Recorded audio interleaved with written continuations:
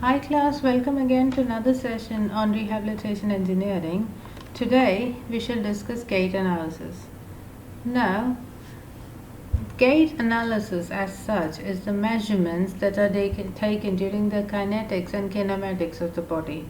That is, when the body is locomoting, how exactly is the body, what are the forces that each and every joint is experiencing while the person's walking, and how exactly is the person walking, whether there's inversion, eversion, whether the gait is normal or whether they're wobbly, or all sorts of analysis are done using gait analysis.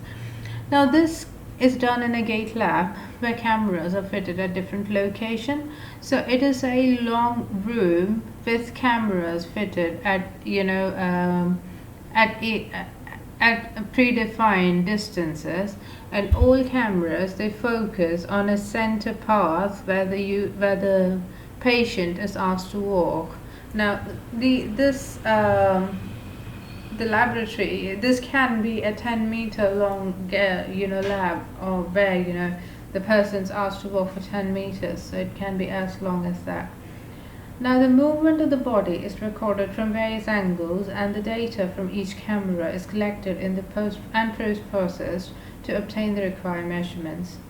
Now the camera are actually focusing on the individual's body, so each and every plane is captured using these cameras, and they give out angles and other information to the post-processing system, and they give you measurements on exactly how much deviation is occurring from normal angles, joint angles and everything, how much deviation is there while the person's walking, and whether that deviation is normal or abnormal is all studied using gait analysis. Now the camera used for these purposes are called the motion capture camera. So Icon system is quite famous for gait lab, and then they have motion capture cameras which are used to analyze the gait of an individual. So these cameras, there are I think 6 to 8 cameras minimum that are set across a gait laboratory, and that captures the image of the person while he or she is walking. Now earlier gait analysis was done through strobe lighting at a predetermined frequency, and this was used to capture the photography, and then that was used for analysis. So later on, we have moved to a sophisticated marker system where certain markers or LEDs are placed on specific locations of the body, and then the patient is made to walk on a modified floor that has got force plates and force transducers.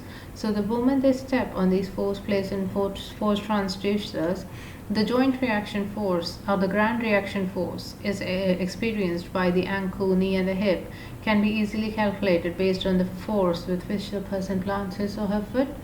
And these information, along with the position of the markers and the position of the markers, are actually useful in determining the joint angles, and the ground reaction force actually helps in calculating the joint reaction force.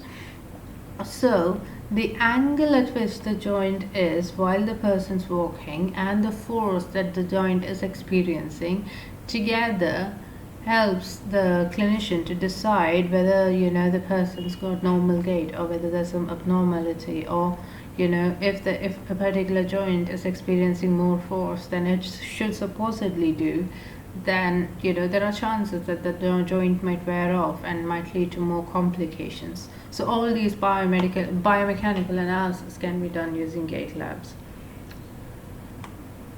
So gait can be observational gait analysis or qualitative gait analysis. So observational gait analysis is performed by a physiatrist who has gone through the patient's history and want to analyze the gait. So in order to observe the gait clinically, one has to measure the distance that a patient needs to cover, then have an unobstructed view of the patient while they walk, both from the front and the side. Because it is very, very important to observe from all directions on exactly how the person's walking, because this helps in predicting if there is any abnormality or whether everything is okay. Again, select the joint or the segment to be assessed. You have to assess one segment or one joint at a time. You can't just assess the whole body within 5 minutes or 10 minutes. So you have to unfortunately you have to make the patient walk repeatedly in order to analyze the joint. I mean, you can give them breaks, but it would require them walking down the gait, up and down the gait lab multiple amount of times, and then observe during the initial part of the stance phase, and then observe throughout the gait cycle.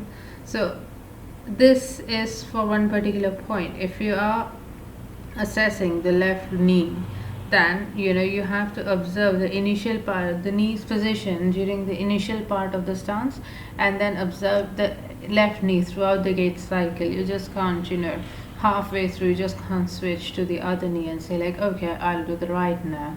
If you have started at one point, you have to complete before you switch to the next part. Then perform observations on both sides. You can't just conclude based on how one side is performing. And then again, you have to record your observation through at a time throughout the gait cycle, and repeat the process for all the joints and segments that you want to observe, and then note down any deviations from normal. So this is observational gait. This is purely subjective.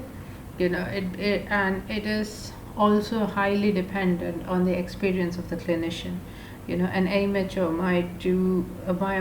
is bound to make mistakes, and the more you see, the more you observe. Minute details are very, very clearly evident for people who are trained to watch other people walk. The next one is qualitative gait analysis, where you have different reference systems that are used. First, the absolute spatial system, where the environment is used as a reference and the movement of the body with respect to environment is studied. Now, that environment could be a point in the room, that environment could be a position in the room, anything. Just have a reference point, and based with respect to that reference point, the movement of the body is observed. And then you have the relative system, where studying the position of one body segment with respect to other. You have a reference body part and a body part that is being analyzed, and then you compare the two. And then you have the absolute reference system, where the whole body is divided into three coordinates: the x, y, and z axis, and all segments that are moving are described with respect to these three coordinates. And then you also have the electrogoniometry, where goniometers are used to measure the joint angles between two segments of the body. So that a goniometer can be placed in the ankle to measure the angle at which the ankle is moving, whether the foot is dorsiflexed, plantarflexed, or inverted or everted while landing on the ground. And then if you have a goniometer in the knee joint, then you can see whether the knee is flexing enough to lift to facilitate lifting of the leg, and in the swing, whether in the late swing, whether the knee is extending enough for the person to have plant their foot firmly in the ground and balance. So all these studies can be done using goniometers as well. I think I've spoken enough about gait analysis. I hope you had a fruitful session learning about it with me. I shall see you again in another video. Till then, take care.